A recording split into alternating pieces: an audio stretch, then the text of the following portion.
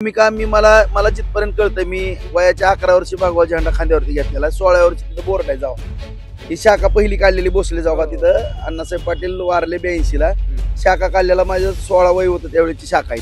आता मीच म्हणतो मला सुद्धा कोणी मला तर दबाव कोणी आणू शकत नाही. चला माझं मतदान तर जाहीर संपला विषय माझा. तर आता घ्या सगळी जण निर्णय. नाही आपल्यावर काही आमच्यातले काही खंडूजी खोपडे तिथे गेले, ती मायाबद्दल काहीतरी चुकीचं सांगितलं, त्यांचा काय समज गैरसमज. आणि आणखीनही माझ्या तमाम महाराष्ट्र राज्यातल्या मराठा समाज बंधू भगिनींना मी सांगू इच्छितो, ज्येष्ठ नागरिकांना सगळ्यांना सांगतो, बार्शीत या, चौकशी करा, माझं काय चुकलेलं असेल समाजाच्या बाबतीमध्ये मी कधी जर माघारी एक गुंज जर चूक असेल समाजाच्या कामात, महाराजांचा पुतळा इथं आहे, त्याच्या महाराजांच्या पुतळ्यासमोर काय शिक्षा द्यायची द्या, हा महाराजांचा मावळा काय पण शिक्षा भोगायला तयार. मी अहो माझं ही असल्या आंदोलनांनी मी मग काय झालेलं आहे माझी मला माहित आहे. काय मी लाठीचार झालाय, काय केलंय, आम्ही मार खाल्लाय, आतमध्ये बसलो, आम्ही नाही का आतमध्ये बसलो, नाही आम्हाला नाही का काय झालेलं सांगा ना. आम्ही पण चळवळीतले कार्यकर्ते आहेत, असं काय घरात बसून आम्ही आमदार झालो नाही, मी अपक्ष आमदार होतो म्हणजे ह्याचा अर्थ ओळखा. नमस्कार, मी निलेश झालटे आणि मुंबई तक मध्ये आपल्या सगळ्यांचं स्वागत आहे. आपण बघत असाल की बार्शीमध्ये सध्या जसं जसं विधानसभा निवडणुका जवळ येऊ लागल्या आहेत, मात्र बार्शीमध्ये एका वेगळ्याच कारणानं राजकारण तापलेलं दिसतंय. आणि हे राजकारण जे आहे ते साध्या सुध्या गोष्टीवरून नाही, तर मराठा आरक्षणाचा जो प्रश्न आहे, जो कित्येक महिन्यांपासून कित्येक वर्षांपासून राज्यामध्ये आणि संपूर्ण देशामध्ये गाजतोय, याचं कारण अर्थातच आपल्याला माहिती आहे की मनोज जरांगे पाटलांनी अंतरवाली सराटीमधून जे आंदोलन सुरू केलं ते राज्यव्यापी झालं, त्याचे पडसाद उमटल्याचे सुद्धा आपण बघितलं. मात्र जसं जसं मनोज जरांगे पाटलांचं आंदोलन पुढे जाऊ लागलं तसं तसं त्यांची बदललेली भाषा, त्यानंतर त्यांच्या टार्गेटवर येत असलेले नेते, यामुळे मनोज जरांगे पाटलांची एका वेगळ्या अँगलनं सुद्धा चर्चा सुरू झाली. त्यांच्यावरती सुद्धा राज्य सरकारच्या बाजूच्या म्हणा किंवा सरकारच्या विरोधातले किंवा वेगवेगळे नेते असतील, ओबीसी नेते असतील, त्यांच्यावरती टीका करू लागले. आणि याच पट्टीमध्ये आता बार्शीचे अपक्ष आमदार राजेंद्र राऊत हे सुद्धा मनोज जरांगे पाटलांवरती टीका करून आणि मराठा आरक्षणाची मागणी एका वेगळ्या पद्धतीनं लावून धरून बार्शीमध्ये आंदोलनाला बसलेले आहेत. आपल्यासोबत बार्शीचे आमदार अपक्ष आमदार राजेंद्र राऊत आहेत. आपण त्यांच्याशी गप्पा मारणार. भाऊ, तुमचं स्वागत आहे मुंबई तक मध्ये. नेमकी ही मागणी तुमची काय आहे ही महाराष्ट्राला सांगा. माझी सुरुवातीला हात जोडून नम्र विनंती माझ्या मराठा समाज बांधवांना, बंधू भगिनींना, की हा जर प्रश्न सोडवायचा म्हणलं सगळ्यांनी प्रत्येकाने आज विचार करण्याची वेळ आलेली आहे. सगळ्याच महाराष्ट्रातल्या तमाम जनतेने आणि मुळात मराठा समाज बंधू भगिनींनी मराठा आरक्षण आपण मागतोय. गेली 40 वर्ष झाला प्रश्न आहे, सातत्याने ह्याच्यावरती आंदोलन झालेले आहेत. या आंदोलनातून राणे समितीनं आरक्षण दिलं, त्यानंतर फडणवीसांनी मुख्यमंत्री असताना आरक्षण दिलं, त्याच्यानंतर परत आरक्षणाचा विषय दिल्ली कोर्टामध्ये आरक्षण गेल्यानंतर आरक्षणाचा विषय सुरू झाला. परत हैदराबाद गॅजेटचा विषय पुढे आला, गोदापट्ट्यातला विषय होता, कुणबीचे दाखले पुढे आले, त्याच्यातनं मराठा ओबीसी एक आहे असे जाहीर करा अशी मागणी पुढे आली. त्याच्यातून शेवटी उपोषण आंदोलन प्रचंड प्रमाणामध्ये झाली. त्याच्यावरती सगळे सोयरेचा अधिसूचना निघाली, त्याच्यानंतर पण उपोषण सुरू झाली. त्यावरती परत अधिवेशन महाग झालं, त्याच्यामध्ये एससीबीसीचं आरक्षण दिलं गेलं. आता ते आणखीन कोर्टामध्ये याचिका त्याच्यावरती दाखल झालेल्या आहेत. एससीबीसीचं आरक्षण कोर्टामध्ये आहे. त्याचबरोबर सगळे सोयरेचा जो विषय आहे त्याच्यावरती 8 लाखाच्या आसपास हरकती आलेल्या आहेत. आता आणखीन एक पुढे मागणी आली की आता ओबीसीतनं आरक्षण द्या. मग हे आरक्षण बाहेर आपण मागतोय, आंदोलन करतोय, उपोषण करतोय, मला मान्य आहे, परंतु हा प्रश्न खऱ्या अर्थानं सुटणार कुठं आहे?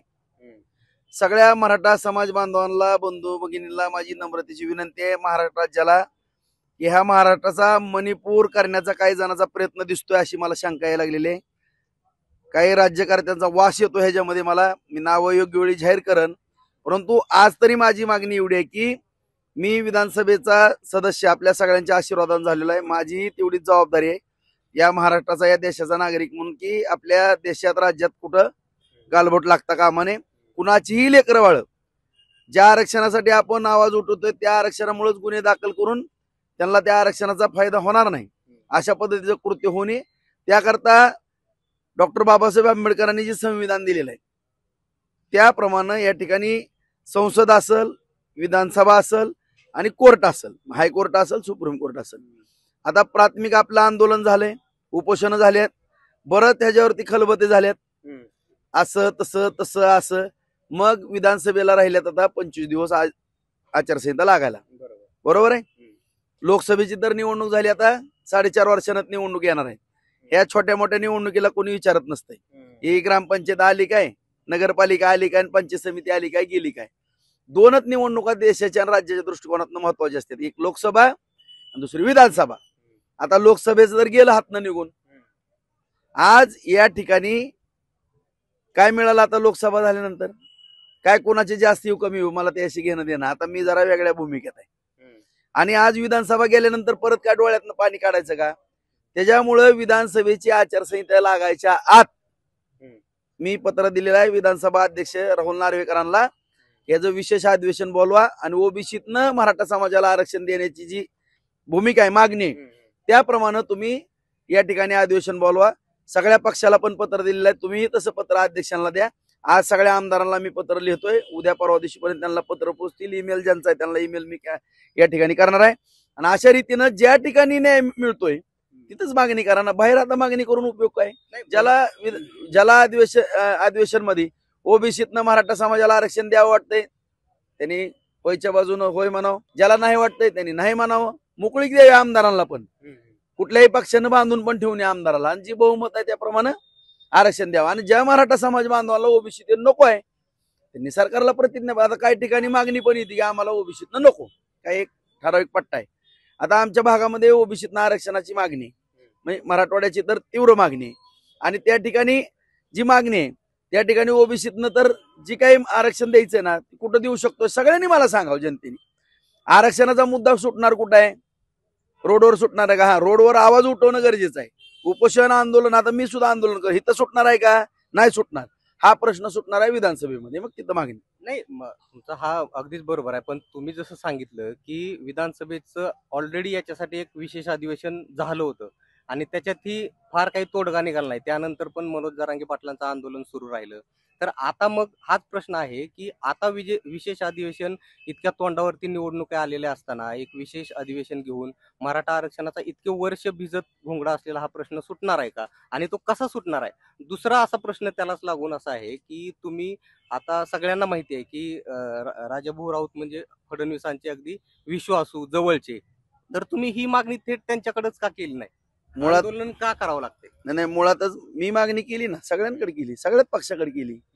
लेखी मागणी केलेली मी, असं नाही ते कुणाकडे केली नाही. अशी शिंदे साहेबांकडे केली, अजितदादांकडे केली, त्यांच्या फडणवीसांकडे केली, भाजपकडे केली, पवार साहेबांकडे केली, मोठ्या उद्धव साहेबांकडे केली, काँग्रेसकडे केली, सगळ्यांकडेच केली ना मागणी कुणा. आणि राज ठाकरे साहेबांकडे पण केली, प्रकाशजी आंबेडकर साहेबांकडे केली, आठवले साहेबांकडे केली, आपले राजू शेट्टी आहेत, सगळ्याच पक्षाला मागणी केली. मी कोणाला मागणी केली असं नाही, सगळ्यालाच मागणी केली, त्याच्या पोचत माझ्याकडे.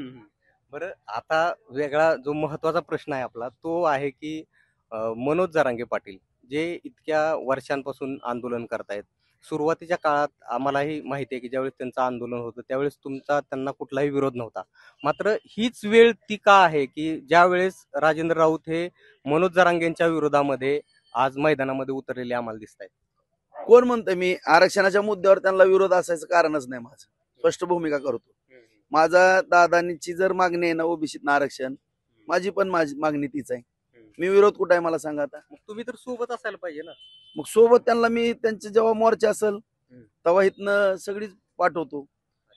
कुठल्या आंदोलनात माझा सहभाग नाही तेवढं सांगावं. मात्र त्यांच्या विरोधामध्ये तुमची काही स्टेटमेंट आली होती मध्यंतरामध्ये. आता त्यांनी मला काय बोलल्यानंतर माझा स्वभाव साहजिक आहे, तुम्हाला सगळ्यालाच माहित आहे.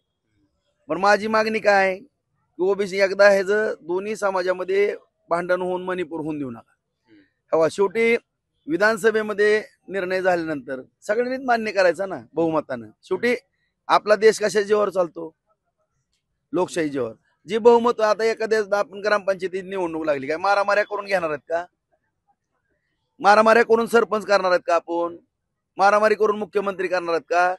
किंवा कुठला तरी विषय वादग्रस्त होऊन आपण मुख्यमंत्री करणार आहेत का? पंतप्रधान करणार? शेवटी तुम्हाला जी पण मागणी आहे, आता एखादं विधेयक मंजूर होतंय बहुमतानंच होतंय ना, त्यापैकी आता मिटतच नाही ना. मी मागास सांगितलं ना, नारायण राणे समितीनं आरक्षण दिलं, त्यावेळेच्या काँग्रेस राष्ट्रवादीमध्ये टिकलं का? फडणवीस साहेबांनी एकदा आरक्षण दिलं, हायकोर्टात टिकलं, परत सुप्रीम कोर्टात टिकलं का? मग कुणामुळे गेलं आलं मला त्याशी नाही, गेलं का नाही. परत हैदराबाद गॅजेटचं आलं, त्याच्यानं गोदा पट्ट्यातलं होतं, परत हैदराबाद गॅजेट आलं, परत कुणबीचे दाखले शिंदे समिती नेमली, दाखले सापडले, परत ओबीसी मराठा म्हणून विषय पुढे आला, परत त्याच्यात सगळे सोयरे म्हणून आला, गुलाल उधळला गेला. परत दिवशी ऐकाय माझं माझं वाक्य पूर्ण, माझा मला पूर्ण सगळं झालंय. मग आता पण मागणी काय? ओबीसीत आरक्षण द्या. कोणी विरोध केलाय? द्या, घ्यायचंच आपल्याला. चला ना मग, जिथं कुठं मिळतंय, कुठं मिळणार आहे आरक्षण आपल्याला? विधानसभेमध्ये सगळेजण, माझी मराठा समाज बांधवाला नम्रतेची विनंती आहे, सगळ्या आमदाराला आता गबस नका. वाद म्हणजे गबस नका म्हणजे त्यांच्या अंगावर जाऊ नका. मी तसा माझा उद्देश नाही, मी काय तसले चेतवा चितवी करणाऱ्यापैकी नाही. त्या ठिकाणी जावा, नम्रपणे सांगा, तुम्ही लिहून द्या, विधानसभा अध्यक्षाला पत्र द्या, अधिवेशन बोलवा ना, अधिवेशन मध्ये ज्याला मतदान ज्या बाजूने करायचं त्यांनी करा. मग हा जे रतन हा सूर्य होईल, विषय संपते. विशेष अधिवेशनातूनच हा प्रश्न सुटू शकतो किंवा याला याला याला कायद्याच्याच चौकटीमध्ये राहून अधिवेशन घ्यावं लागणार आहे, ही तर बाब सर्वश्रुत आहे. मात्र याच बाबीवरती तुम्ही शांततेच्या मार्गाने पण मनोज जरांगे पाटलांशी चर्चा करून त्यांना सोबतीनं, जर तुम्ही दोघं एकत्र आले, मराठा समाजामध्ये तुमचाही प्रभाव आहे, त्यांचाही प्रभाव आहे, जर तुम्ही एकत्र आले तर ही एक खूप मोठी ताकद होऊ शकली असती. मग असं असताना सुद्धा ह्या दोन वाटा काय आहेत? मग आता तुम्ही लोकशाहीचा चौथा आधारस्तंभ आहे, मीडिया पण, बरोबर आहे. तुम्ही तर सगळ्याला जागरूक करताय, तुमच्यावर तर म्हणजे आमच्यापेक्षा तुमची भूमिका सगळ्यात मोठी आहे. तुमच्या सुद्धा माध्यमांना मी विचारतो, तुम्हाला सुद्धा हात जोडून विनंती करतो की नेमकं हा प्रश्न कुठल्या न्याय मंदिरात मिटणार आहे. तुम्ही सुद्धा संपूर्ण राज्याला जागृत करणं ही तुमची जबाबदारी, असं माझं हात जोडून तुम्हाला विनंती. नाही, अर्थातच त्याचं जसं की बोलणं झालं की अर्थातच हा आरक्षणाचा जो प्रश्न आहे तो टेक्निकल आहे, त्याच्यात वेगवेगळे कंगोरे आहेत. म्हणजे आता बऱ्याच चर्चा होतात की तामिळनाडूच्या धर्तीवरती आरक्षणाची केंद्रातनं जी टक्केवारी आहे ती वाढवून मग तसं आरक्षण द्यावं, किंवा त्याचे वेगवेगळे टेक्निकल टर्म आहेत. मात्र आता ही जी चर्चा चालू आहे की नेमकं जरांगे पाटलांना तुम्ही पहिल्या वेळेस भेटला होतात, मला वाटतं जुलैमध्ये साधारणतः, तर त्या भेटीमध्ये काय चर्चा झाली आणि नंतर मग तुम्हाला असं का वाटतं की तुमच्यावरती जरांगे पाटलांनी ती भाषा का वापरली, की नेमकं असं काय फिसकटलं की तुम्ही तर शांततेच्या मार्गाने चर्चा करायला त्यांच्याकडे गेला होतात, मग असं नेमकं काय फिसकटलं की ते तुमच्यावरती सगळ्यांना बाजूला सारून आज ते तुमच्यावरती बोलतायत? मी प्रामाणिकपणाने सांगतो, ज्या ज्या चळवळीत काम केलेले कार्यकर्ते कुणी असू दे ह्या राज्यातले, सगळ्यांच्या पाठीशी मी उभारलेलो, उभारणार पण आहे. आरक्षण मिळवण्याकरता जी योग्य भूमिका घेईन, मला शेवटी समाज मोठा आहे, मी नाही. समाज माझा मालक आहे, मी कुणाचा नाही. आणि कोणी समाजावर मालकी माझ्यासारख्या कार्यकर्त्यांनी तर गाजूच नाही. शेवटी समाजाचा प्रश्न या ठिकाणी महत्वाचा आहे, मिटणं गरजेचं आहे. जरांगे दादा मला काय बोलले किंवा काय बोलतात, आता मी ह्याला महत्व देत नाही. मला काय तो विषय तिकडं न्यायचा नाही. आता मागणी कुठल्याही समाज बांधवांनी कुठली करायला पाहिजे, 25 दिवस राहिलेत समाज बांधवाला, मी आपल्या माध्यमातून सांगतो. ह्याच्यानंतर आपण फसलेले असणार आहे, ह्याच्यानंतर आपण फसलेले असणार आहोत, आपल्याला कोणी वाली असणार नाही आरक्षणाला. त्याच्यामुळं जे 50% आत घ्यायचंय ना, विधानसभेकडनंच घ्यायचं, दुसरीकडनं कुठनंच मिळणार नाही.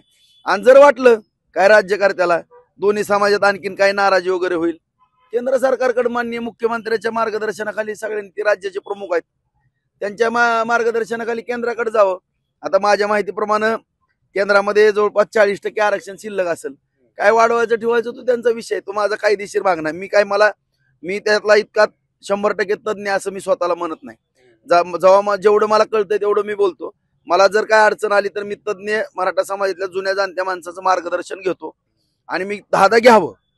मी हे कडपणाने वागून अजिबात मला ती जमणार नाही. आणि दुसरा मुद्दा, मला जर चुकायला लागलो मी तर मी वकिलाचा सल्ला 1000दा घेईल. नाही, पण मुळात मग प्रश्न फिरून तिथंच येतो भाऊ, की तुमच्याकडे काय व्ह्यू आहे, की आज सगळ्यांचं लक्ष, महाराष्ट्राचं लक्ष तुमच्याकडे आहे, तुमच्या या आंदोलनाकडे आहे. मग आता तेच तिथूनच प्रश्न असे आहेत की आधी दिलं गेलेलं आरक्षण जर रद्द होत असेल, कोर्टात टिकत नसेल, तर आता मग तुमच्याकडे काय व्ह्यू आहे, की तुमच्याकडे काय आहे की तुम्ही त्या बळावरती आता विशेष अधिवेशनाची मागणी करताय, की त्याच्यामध्ये तुम्हाला असं वाटतं की तिथं गेल्यानंतर मराठा आरक्षणाचा प्रश्न सुटेल? तुम्ही साधं मग आता आंदोलन कशासाठी आहेत सगळी? तुम्हीच आता मीडियात रोज दाखवता आंदोलन आंदोलन मराठा समाजाचं ओबीसीत आरक्षण मिळावं. मग हे मिटणार कुठे आहे मला सांगा ना. बरं अगोदरची आरक्षण मग सगळी चुकली ना चुकू द्या. मी पण चुकली म्हणतो. मी पण मतदान केलंय पण चुकली तर चुकली. मान्य. आता ओबीसीतनं 50% आत समाजाची मागणी एक म्हणजे आजार झाला एक आणि उपचार होत्यात दुसरी आणि सारखं परत ती धग म्हणजे सारखं ती मग ही राजकीय दृष्ट्या काय समाजाला सगळीच ही करायला लागलेत का? नाही, पण या आजारावरती उपचार करणारे जे महत्वाचे काही डॉक्टर आहेत त्यापैकी एक देवेंद्र फडणवीस पण आहेत. त्यांनी आरक्षण दिलं होतं ते पुढे चालून टिकलं नाही. आणि सगळ्यांना माहिती आहे की राजेंद्र राऊत हे फडणवीसांचे विश्वासू आहेत. तर हे आंदोलन सुरू झाल्यापासून कधी फडणवीसांशी काय बोलणं झालंय का या बाबतीत? मी मुख्यमंत्री साहेबाला पण विनंती केली, फडणवीसांना पण विनंती केली आणि अजितदादाला पण विनंती केली की ताबडतोब तुमचं तुम्ही हा विषय अधिवेशन घेऊन मिटवा आणि अध्यक्षांना बोला. मी आता अध्यक्षांना माझं परवा दिवशी ईमेलनं पत्र गेलंय, काल बाय हँड तिथं पोचाय. मी स्वतः अध्यक्ष साहेबाला आज संध्याकाळी मी बोलणार आहे. साहेब आता काय आज आणखीन आंदोलन माझं सुरू झालेलं नव्हतं, आज सुरू झाले.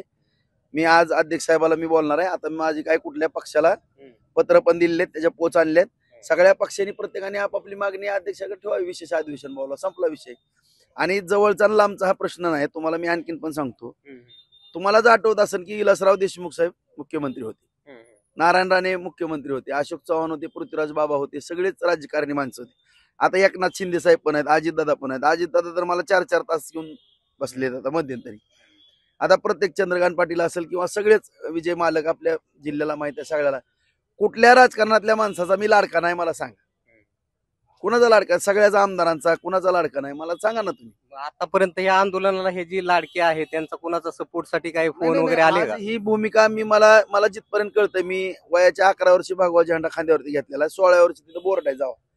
ही शाखा पहिली काढलेली भोसले जावा तिथं. अण्णासाहेब पाटील वारले 82ला. शाखा काढलेला माझं 16 वय होतं त्यावेळेची शाखा आहे. तिथनं सुरुवात म्हणजे अॅग्रेसिव्ह सुरुवात मी केलेली आहे 16 वर्षापासून मराठा महासंघाची. मला तिथनं कळतंय नाही सगळंच. नाही, पण जे तुम्ही आता जी नावं सांगितली आपण बाहेरच्यांचं सोडा, पण हे जे जवळचे नेते आहेत भाजपचे म्हणा, तुमचे मित्र असतील, यांनी पुन्हा तुम्हाला ह्या आंदोलनासाठी फोन वगैरे तरी ऍटलिस्ट केलाय का? आता आज माझं आंदोलन सुरू झालेलं आहे. आता आज उद्यापासून आणि मी पत्र पाठवणार आहेत ना माझ्या सगळ्या मित्रांना, आमदारांना, माझ्या आमदार बंधू भगिनीला मी आज सगळी पत्र लिहायला लागलो. चालू आहे पत्र लिहायचं काम. सगळ्याला ईमेल वरती पत्र जातील, तिथं त्यांच्या ऑफिसला जातील. आता काल तर आम्ही घरोघरी पत्र दिलेत जिल्ह्यामध्ये किंवा आमच्या ह्या भूमिकेला पाठिंबा द्या. आणि हे जोपर्यंत विधानसभेमध्ये हा विषय येत नाही चर्चेला, मी काय म्हणलं, ओबीसीतनं आरक्षण द्यायचंय, द्या म्हणून हात वर करा, नाही म्हणून हात वर करा. पक्षांच्या अडचणी होत असतील तर आमदार रिकामे सोडून द्या. आणखीन काय बोलू मी?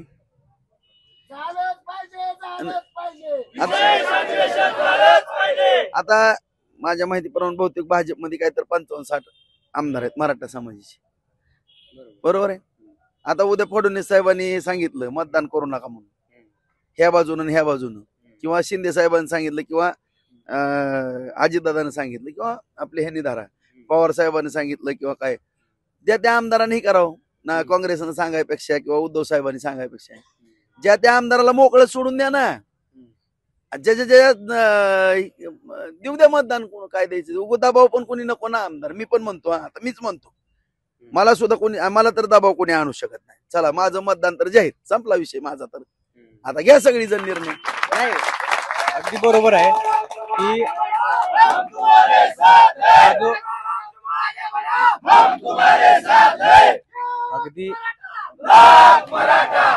अगदी बरोबर आहे. आता मी माझी भूमिका काय मांडू सांगा? नाही, तेच भूमिका, माझी भूमिका मी स्पष्ट मांडली ना. माझं मतदान दिलं, चला पहिलं मतदान माझा 288 आमदार, चला माझं. पण म्हणजे घरं पेटवू नका एवढं सांगतो मी. अधिवेशनाचा जो राऊतांनी अजेंडा सांगितला या ठिकाणी, त्याच्यातलं त्यांनी आपलं तसं तर ते मतदान ओपन असतं की हे असतं त्याच्याबद्दल त्यांनी उघड त्यांचं मतदान पहिलं इथनं दिलेलं आहे मुंबईतच्या इंटरव्ह्यू मध्ये. आणि कुणाला मायाबद्दल काय पण आता एक शेवटाकडे प्रश्न आहे की जो सगळेजण तुमचे विरोधक वगैरे पण तुमच्यावरती आरोप करतायत की फडणवीसांवरती जरांगेंनी टीका केल्यानंतरच किंवा टीका केल्यामुळं राजाभाऊ राऊत हे आंदोलनाला बसले आहेत. तर त्याच्यावरती काय आहे तुमचं? एक एक ऐकून घ्या. अजिबात असं चुकीचा आरोप माझ्यावरती त्या जरंगी दादानी करू नये.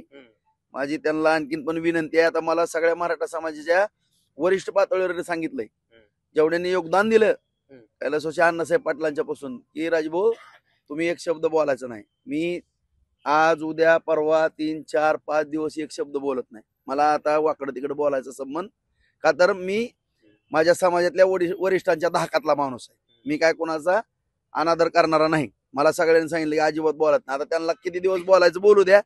मग सगळ्यांना एकदा विचारतो, आता मी काय भूमिका घेऊ. तरी पण ती गबस म्हणले तर मी गपचिपच बसतो. पण एकदा तर म्हणते की राजभाऊ आता तुझी भूमिका स्पष्ट कर. पण माझी आरक्षणाच्या बाबतीमध्ये मी भूमिका स्पष्ट करतो. ह्या पद्धतीनं तुम्ही अधिवेशन घ्या, विषय मिटवा ना. कशाला चिघळत ठेवायचा ना विषय. 25 दिवसानंतर समाजाचं नुकसान झाल्यावर कोण जबाबदार याला. उद्या आचारसंहिता झाली, निवडणुका लागल्या, कोण ही आला ती पडला ती गेला ही सत्तेवर आला, उद्या समाजाचं काय, त्याचं उत्तर मला पाहिजे. बाकीच काय. भाजपचे आमदार राणा जगजितसिंग पाटील आणि तुम्ही म्हणजे वारंवार अंतरवाली सराटीला सुद्धा गेले होते मनोज जरांगेंची भेट घेण्यासाठी, चर्चा करण्यासाठी. तर त्यावेळी नेमकं त्या चर्चांमध्ये, त्या भेटींमध्ये काय व्हायचं? तुम्हाला मी सांगितलं ना, मराठा आरक्षणाच्या बाबतीमध्ये ज्याही वेळेस कुठलंही कधी आंदोलन आलं, मी पण असं रोडवर रस्ता रोको आंदोलन पण केलं, सगळी चळ मी तर सांगेन ना, सगळ्या लाठी काट्या सहित सगळं झालेलं आहे माझं, काय असं नाही. आणि त्यांना सुद्धा जाऊन पाठिंबा दिला. त्यांनी जिथं मोर्चा, जिथं सभा, सोलापूर अमुक तमुक, बार्शीत सभा घेतली. बार्शीत सभा घेताना सगळे फ्रंटला पोरच होती सगळी जण बरोबर. हे तर सुद्धा छत्रपती शिवरायांच्या पुतळ्यासमोर माझ्या धाकट्या भावानं सगळं सोलापूरचं पण नियोजन केलं होतं. गाड्या घोड्या अमुक तमुक आम्ही सगळंच केलेलं आहे. त्यांना पण पाठिंबा दिला. सगळ्या पोरांचं मराठा समाजातलं मत आलं की भाऊ तुमचं आणि शासनाचं थोडं चांगलं चालतंय. कारण आपल्या सगळ्याला माहित आहे की मी कुठल्या स्वार्थासाठी ह्यांना पाठिंबा दिलेला नव्हता किंवा काय नव्हता. काय मुद्दा तो नाही. तुम्ही जे संबंध वगैरे म्हणता ना, आता राजकीय परिस्थिती बार्शीतली अशी आहे की महाविकास आघाडीतनं आमचे प्रतिस्पर्धी उद्धव साहेबांकडनं, आता त्यांच्या विरोधातल्या पार्टीतच मला राहावं लागणार आहे. मी ज्यावेळेस सरकार आलं त्यावेळेस कोणाला पाठिंबा दिला, मी विरोधी पक्षाला पाठिंबा दिला. त्यावेळेस काय सरकार कुठं काय होणार कोणाला माहित होतं का? एवढं मोठं त्यांचं बहुमत होतं. नशिबानं सरकार बदललं आणि योगायोगानं मी प्रामाणिकपणाने त्यांच्याबरोबर राहिलो म्हणून माझ्या मतदारसंघात मोठा विकास वगैरे, आणि त्यांना माझी प्रामाणिक भूमिका पटली आणि फडणवीसांना पण पटली, शिंदेला पण पटली, परत अजितदादांना पण पटली. हा बाबा प्रामाणिक आहे, विरोधामध्ये सुद्धा टिकून राहिला, याला इतका त्रास झाला वगैरे. आपल्या सगळ्या महाराष्ट्राला माहित आहे पोलीस स्टेशनचा एवढा त्रास झाला. आणि म्हणून त्यांनी थोडं ज्यादाची मदत या ठिकाणी केली. भाषणामध्ये माझं कौतुक इथं केलं की राजभाऊ असा, राजभाऊ तसा. ह्याचा अर्थ असा नाही की माझं कौतुक झालं किंवा काय झालं म्हणून मी माझ्या तत्वाशी कुठं तडजोड करणं असा विषय या ठिकाणी होणार नाही. म्हणून काय मराठा समाज बांधवातील पोरांनी सांगितलं मला की दादांच्या बाबतीमध्ये SITचा विषय आलाय, काय पोरांवरती गुन्हे झाले दाखल, भाऊ गृहमंत्री फडणवीस आहेत, शिंदे साहेब आहेत, यांना जाऊन तुम्ही भेटा आणि ती मध्यस्थी करून ते विषय केसेचे काढा. त्या दृष्टिकोनातून आम्ही तिथं गेलो, त्यांचं बोलणं करून दिलं. 15-15 मिनिटं बोलणं करून देणार मीच आहे. त्यांचं बहुतेक कोणीच बोलणं करून दिलं नसेल, मीच करून दिलं. आणि बोलणं नुसतं करून दिलं नाही, शिंदे साहेबाला पण मी केली, विनंती केली आणि फडणवीसांना पण सगळ्यालाच, आणि सांगितलं SIT थांबवा. आणि स्वतः दादाच्या तोंडातनं वाक्य आहे, SIT फडणवीस मला म्हणल्यात की मी डिसमिस केली, काळजी करू नका, ती त्यांनी स्टेटमेंट दिलेलं आहे. आणि हीच मध्यस्थी मी करायला गेलो होतो. गुन्हे पण काढले, आपल्याला माहित आहे, मी पत्र वगैरे व्यवहार केला, गुन्हे काढले मध्यंतरी. आता आणखीन जे हार्ड गुन्हे त्याची चाचपणी चालू आहे आणि त्याच्यानंतर काय निघणार. मी त्यांना पाठिंबा पण दिलेला आहे, चळवळीला सहकार्य पण केलेलं आहे. सगळाच विषय माझ्याकडनं काय चुकण्याचा प्रश्नच नाही. आणि मी समाजातला एक घटक म्हणून मी त्यांच्या पाठीशी त्या ठिकाणी त्यांच्या समर्थन दिलेलं आहे. आणि आणखीन पण आता त्यांची भूमिका माझी एकच आल्यासारखी आता सगळेजण मानायला लागलेत, तर त्यांनी आणखीन लीड घ्यावा ना, अधिवेशन बोलवायची मागणी करावी. आणखीन काय बोलू, माझ्याकडनं काय चुकतंय सांगा, काय चुकलं सांगा. मनोज जरांगे पाटलांच्या नेमक्या काय चुका झाल्या आहेत की तुम्हाला असं वाटतं की आता ह्या बोलल्याच गेल्या पाहिजेत, जे की एकीकडे समाज भावना आपण अजून पण बघतोय की त्यांच्या बाजूनं खूप मोठ्या प्रमाणामध्ये आहे. तर तुम्हाला नेमकं असं काय क्लिक झालं की जिथून तुम्हाला वाटलं की आता आपण या विरोधात बोलायला पाहिजे? एक ऐकून घ्या, मी आंदोलन आता करतोय, परंतु ही भूमिका मी बरेच दिवस झालं मांडतोय.